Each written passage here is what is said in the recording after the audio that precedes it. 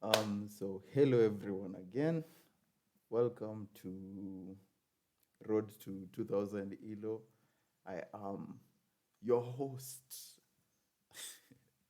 I'm your host, Clifford Mwenda, and yeah. So today I'm just going to be showing a video of a game I played yesterday, and yeah, I've noticed the videos they are kind of too long, so I'm just going to be doing like subsections. I really don't want to deal with editing, so I'm just going to be making them shorter. But if you would like, if you have any like recommendations of something you want, lessons, anything like that, uh, I'll be I'll be interested in sharing. So yeah, without boring you any further, let me switch to live scene and we can start. So I'm gonna put music.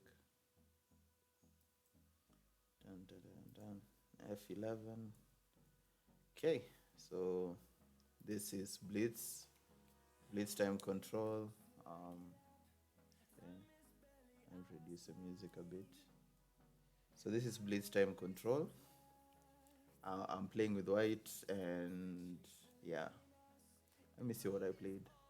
Usually when the games are exciting and stuff like that, I know what I played is usually E4. Okay, yes, 91% accuracy. The computer says I played uh, like a 1750. So yeah, we're close to a goal, I guess. Oh, by the way, to iterate, my goal to get 2000 ELO is not specifically in Blitz.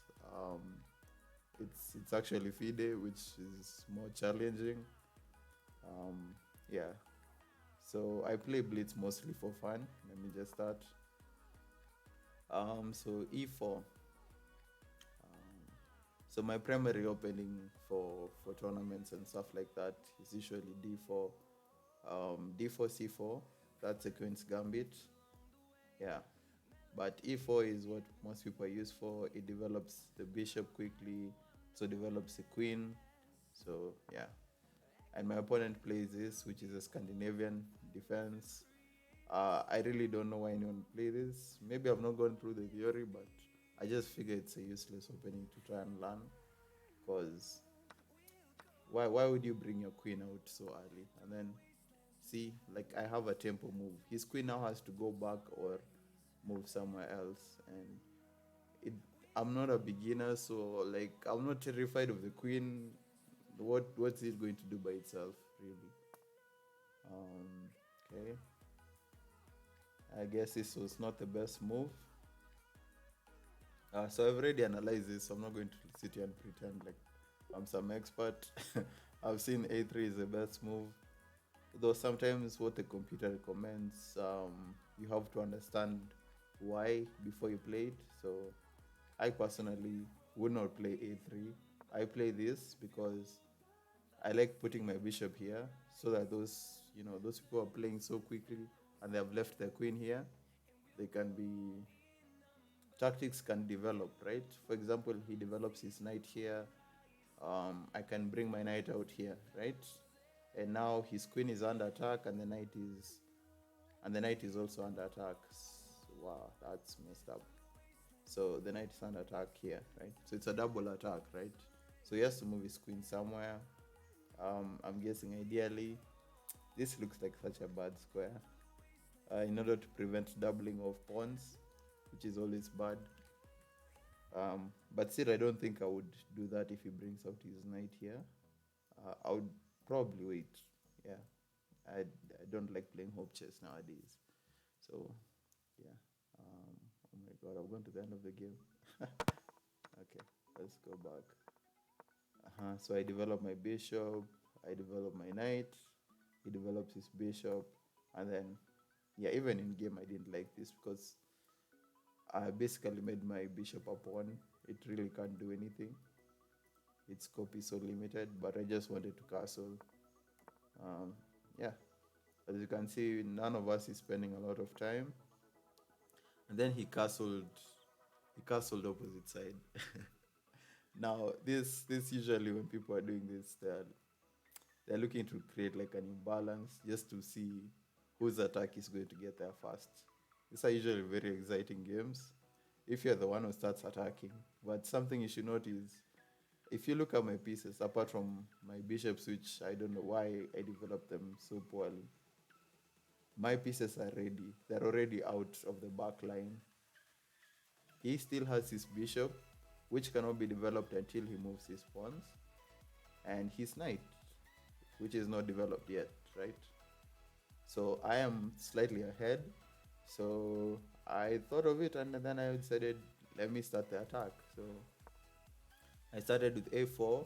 This is a computer recommended move. Yeah, but it's not so bad. So not going to bore you with like the high level stuff, because even me, I'm not sure that I understand that much. So my opponent plays h5, not paying attention because clearly he's still not developed, right? Again, I played b4 and now I'm coming. To be honest, my idea here, I'm not really thinking so much because I am thinking I want to sacrifice my pawns. If I wanted to, if I could, I would even delete these pawns so that I would have these open files, probably bring my queen. Ideally, I would want the other rook here,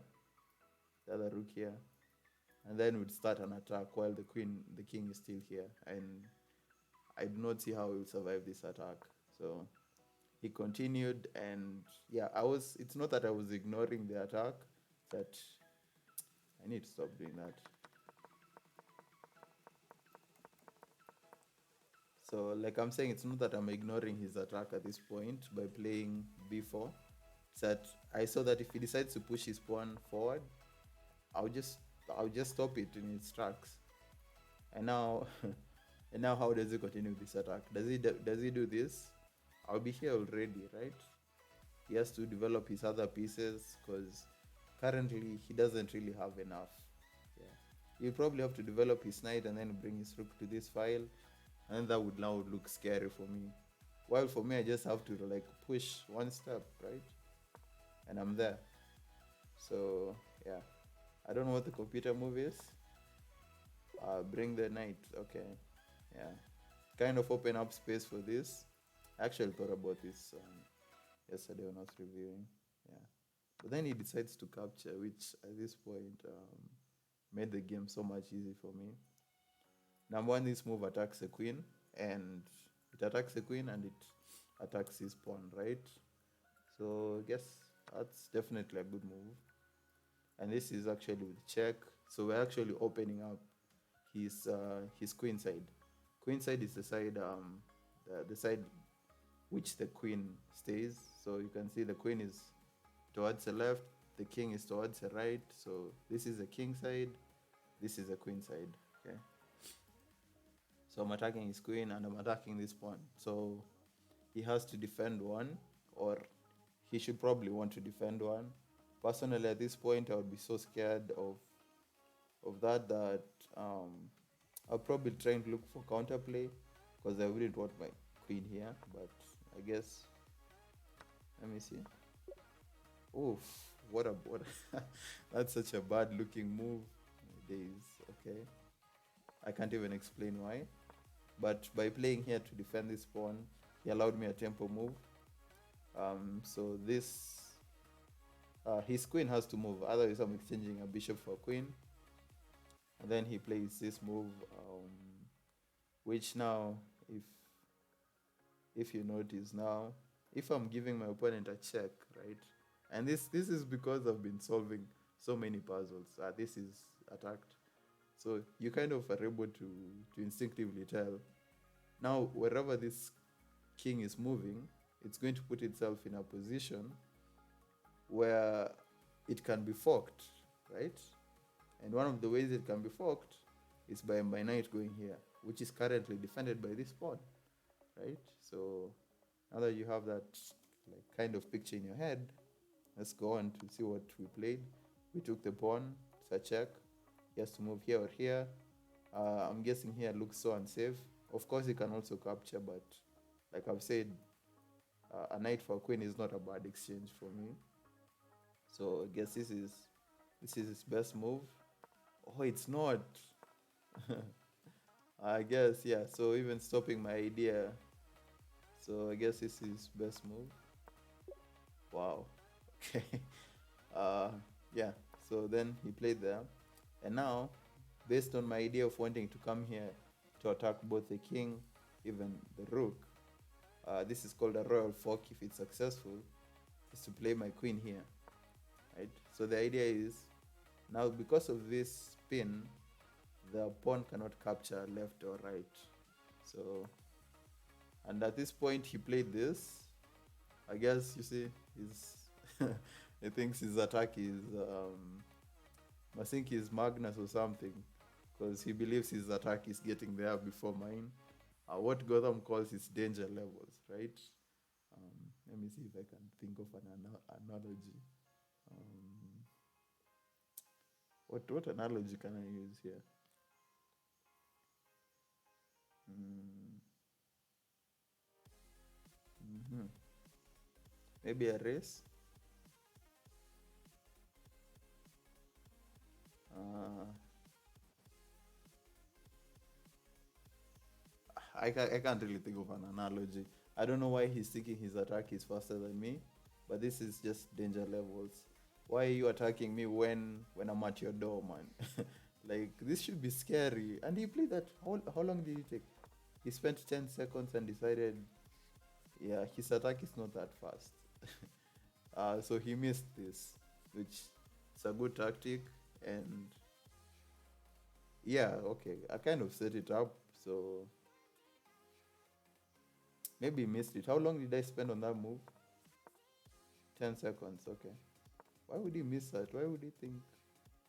Okay, anyway, so I played this, and this is check. He resigned at this point. He resigned almost immediately, actually. I don't know. So this is what we call a royal fork. So the knight is forking the king, the queen. So whatever happens, the king has to move away because he cannot capture the knight, right? Whatever he plays, I'm going to capture his queen, and I'm actually going to capture the queen for free.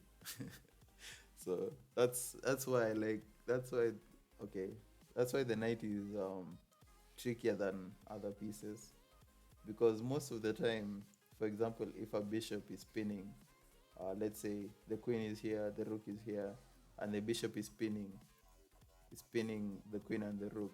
If I move the queen away and I grab the rook, it's actually an exchange. But a fork, the knight just gets a queen for free, man, and he stays alive. It's just so frustrating. So my opponent resigned at this point. Yeah, I thought this was an exciting game. It was definitely exciting to play because usually when people do opposite side castling, it's very scary. But I think I've grown to a level in chess where I'm able to tell, like, um, even if I'm down a pawn, even if I'm down a piece, I can tell that what he's doing, it's not going to work out well for him. So yeah, this is just only 13 minutes. So thank you for tuning in. As always, if you have any recommendations, questions, comment section below. Thank you.